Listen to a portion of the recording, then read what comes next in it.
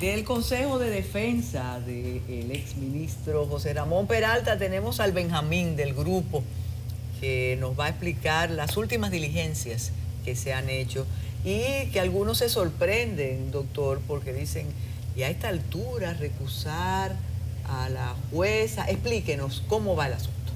Mire, bienvenido. Muchísimas gracias nuevamente por la invitación a este espacio. Yo creo que es muy importante empezar por esa parte, por el tema de la recusación.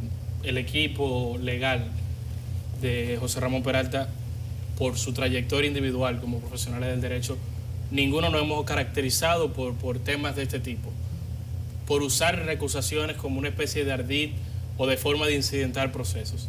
Sin embargo, las cosas que han acontecido respecto al proceso sobrepasan cualquier tipo de arbitrariedad. Ya rayan en ilegalidades manifiestas que nos obligaron a tener que tomar esta acción de recusación, además de lo que estaremos haciendo en los próximos días, que es proceder disciplinariamente también en contra de la magistrada, porque como le dije, hay una serie de límites y de temas que se han traspasado completamente con la actuación de la magistrada Padilla. ¿Pero en qué consiste?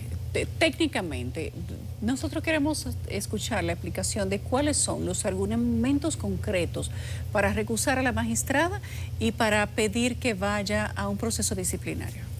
Mira. Perdón, habida cuenta que mientras tanto el cliente está privado de libertad. Ah, claro. Sí, ese es el tema manifiesto, sí. Que son violaciones groseras al debido proceso. Y violaciones groseras que se hacen al margen de la ley. Yo siempre comento, y así le digo a mis alumnos en clase, que hay formas y formas. Hasta para hacer las cosas mal, hay diversos caminos. Pero el camino que se ha tomado en este caso ha sido un camino grosero. ¿Por qué? Porque la magistrada Padilla, teniendo una obligación legal de recibir nuestra solicitud de revisión de medida de coerción y de fijarla, de notificar a las partes dentro de las 48 horas, primero tardó 2 semanas en hacer cualquier tipo de trámite ante nuestra solicitud. Y luego, para la fecha en que estaba fijada la audiencia de medida de revisión obligatoria de la medida, se despacha diciendo que nos rechazó la solicitud que habíamos hecho hace 2 semanas. Ese rechazo... Pero estaba dentro del plazo. Lo que sucede, estábamos dentro del plazo porque la solicitud de parte se puede hacer en cualquier momento, siempre que haya nuevos elementos que puedan hacer variar la medida de coerción que ha sido dictada. Nosotros entendemos que hay esos nuevos elementos y lo presentamos a la jueza.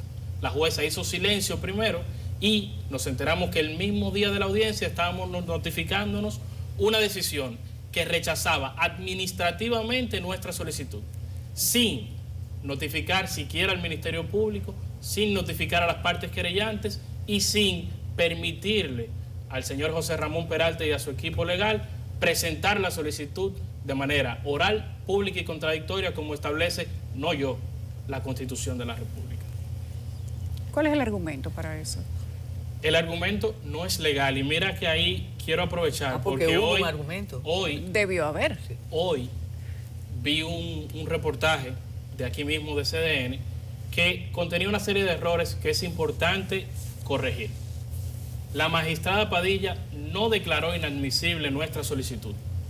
La magistrada Padilla la admitió en cuanto a la forma y la rechazó en cuanto al fondo, sin convocar audiencia, sin escuchar nuestras razones, sin que le presentáramos los presupuestos. O sea, ella falló sin estar en audiencia. Exacto.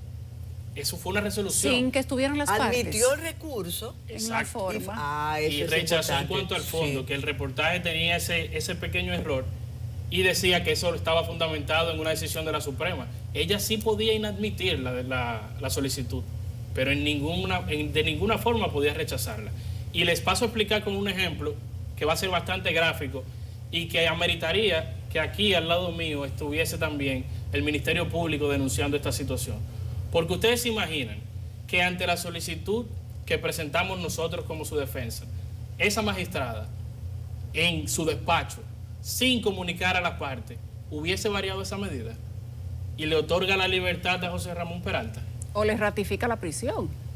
No, No variar la estuviera medida. aquí, estuviera No, O tal vez eso no le habría presa. parecido mal a ustedes. Porque no es que es mal, porque nosotros tenemos que llevar la bandera del debido proceso al margen de quien sea. Sí. Es que es una situación de que había que comunicarle al Ministerio Público que no sabía de nuestra solicitud, nunca lo supo, y la resolución se basta a sí misma porque no hay ningún traslado de comunicarle al Ministerio Público, y además tenía la obligación de conocer nuestro presupuesto. O sea, no se le notificó a nadie. A nadie. Pero entonces esto varía un poco lo que muchos de los profesionales, representando a todos estos casos que están en la palestra, esa judicialización para algunos Sí, de la es un política. proceso como nuevo. Sí, esto tiene una variante porque hay algunos que sostienen que los jueces están fallando conforme a las solicitudes del Ministerio Público, más que las solicitudes, que ellos marchan a la par. En este caso, ustedes encontraron una magistrada independiente, entonces. Pero De los no designios del puede ser Ministerio independiente Público. del debido proceso, de la Constitución y de la ley. Independiente de las partes. Pero es que el debido proceso un poco está tan variante en esta Es época. constitucional. Son normas constitucionales. Ahora Que estamos entendiendo en ningún el proceso podemos hablar de que se conozca yo, que soy el más noble del equipo, pero también todos los demás que lo integran, nunca habían visto una decisión sobre una revisión de medida de coerción consistente en prisión preventiva que se hiciera sin convocar audiencia. Y la muestra más clara es la propia resolución. Pero la que- magistrada Patricia Padilla dice que lo hace basado en una jurisprudencia creada por la Suprema Corte de Justicia. No. La jurisprudencia a la que hace mención más el reportaje que la propia resolución refiere a la posibilidad de inadmitir. Y la inadmisión es porque si yo te presento una solicitud de revisión y yo no te aporto absolutamente nada, Exacto. tú tienes la potestad de inadmitirla. Pero no es así. Nosotros Quizás presentamos... ustedes hubieran estado más conformes si no admiten. Bueno, dentro de... Habría sido algo legalmente justificable. Lo que no es justificable es lo que sucedió. Porque además, y ahí voy con pie con el reportaje, que da oportunidad a que aclaremos esos puntos, habla de que no se presentaron elementos novedosos. Completamente falso. Lo primero que se aporta en esa resolución, en esa solicitud de revisión de medida de coerción, son una serie de certificaciones que se producen después de que se dicta la prisión preventiva. Imposible que estuviesen al momento que se dictó originalmente.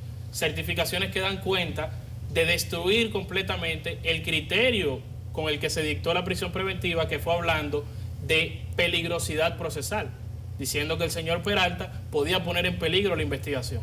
Nosotros aportamos elementos nuevos presupuestos que demuestran que esa peligrosidad ni se ha producido ni se puede producir.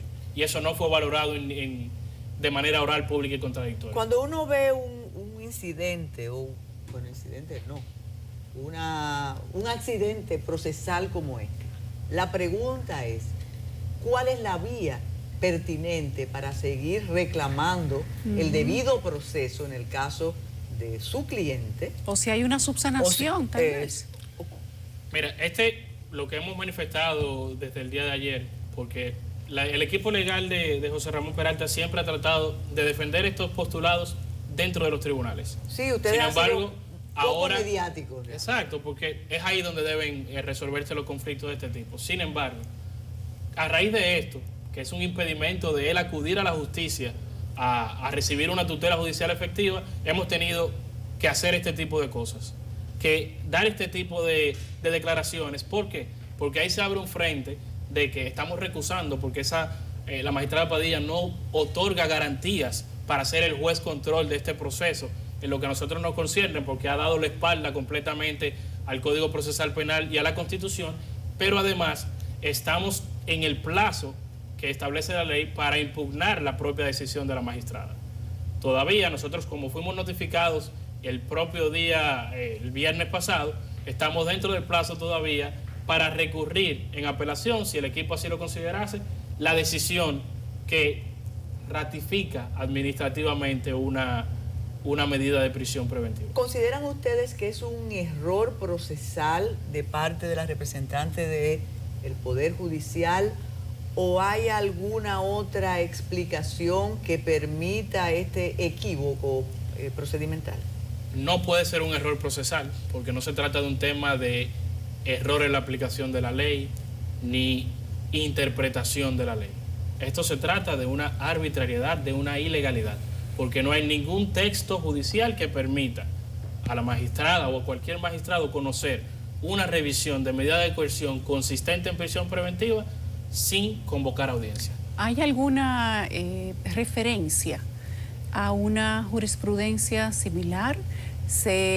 Quizás se hace... Lo que sucede es que nosotros, es que le digo, el equipo legal de José Ramón Peralta está conformado por 4 abogados. Ninguno de los 4 habíamos visto jamás que no se convocase audiencia ante una revisión. Pero la magistrada hace alguna referencia a cualquier otra norma para no, es que hace referencia a la resolución que le permite conocer la admisibilidad de la solicitud. Sin las partes. La admisibilidad porque es un trámite interno. Yo recibo la solicitud, que la hicimos creo que fue el 14 o el 17 de agosto, si no me equivoco. Yo la recibo, veo que me están aportando elementos nuevos, la declaro admisible y dentro de las 48 horas tengo que notificar a las partes para que la respondan, porque yo soy un ente imparcial. La admito, la fallo y no cito. La admito, la fallo y no cito. En eso tenemos que quedarnos, porque es que ni siquiera se le permitió a él algo que es constitucional, y vuelvo y repito, es un tema de él poder ejercer su defensa material, explicar por qué han variado esos presupuestos que se dieron inicialmente. Mientras se conoce y se dirige la recusación, ¿qué ustedes piensan hacer? ¿No pueden apoderar otra instancia? ¿No pueden solicitar la misma revisión? Estamos en el plazo, como le decía, todavía estamos dentro del plazo para recurrir en apelación esa decisión que le denegó la justicia, el acceso a la justicia al señor José Ramón. Pero mientras no se sepa de la recusación, quizás tampoco lo que pasa es que apelar a otra instancia. El recurso, en caso de que esa sea la opción que tomemos como equipo, va a la Corte de Apelación. Sí. Va a otros jueces que conocerían de las violaciones que se producen a raíz de esta resolución. Pero tienen que esperar esa respuesta. Es algo que tenemos que manejar con el plazo realmente. ¿Han variado los presupuestos para ustedes solicitar una revisión de la medida de coerción?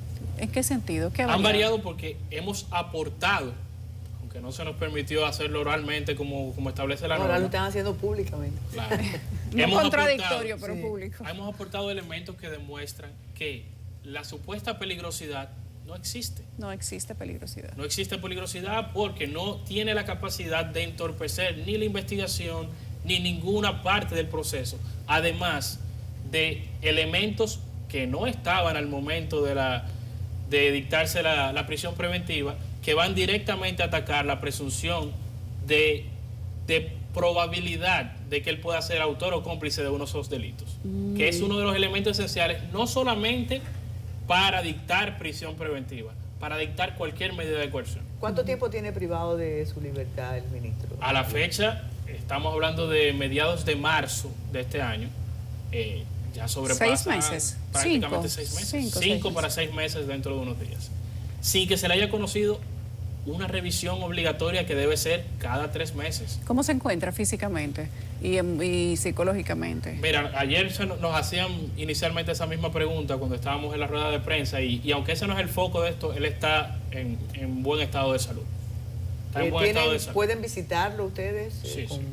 ¿No hay impedimentos? No ha habido ningún tema. ¿Se le permiten leer sus documentos? Si necesita una computadora, ¿se la prestan? Sí. Estamos en trámite de esa parte, o sea, de realizar la solicitud, porque el tema todavía de los equipos electrónicos no ha sido permitido. ¿Cuántas páginas tiene Calamar? Lo que pasa es que ahí solamente tenemos una solicitud de medida de coerción. Ese es el único elemento que ha producido el Todavía no hay Ministerio expediente. Público. Todavía no hay un expediente per se o una acusación de miles de páginas como ha sucedido en otros procesos. Bueno, Mientras vamos a tanto, esperar. privado de libertad. Exacto. Bueno. Y si de cumplirse esa decisión, esa nefasta decisión, estaríamos hablando de 9 meses prácticamente ¿Qué le faltaría? sin que un juez revise su prisión preventiva. No está fácil. No. Bueno. Muchísimas gracias, doctor. Gracias a ustedes. Gracias a Chanel Iranzo, parte del equipo de representantes legales de José Ramón Peralta. Carmen Inver y yo nos despedimos por este miércoles.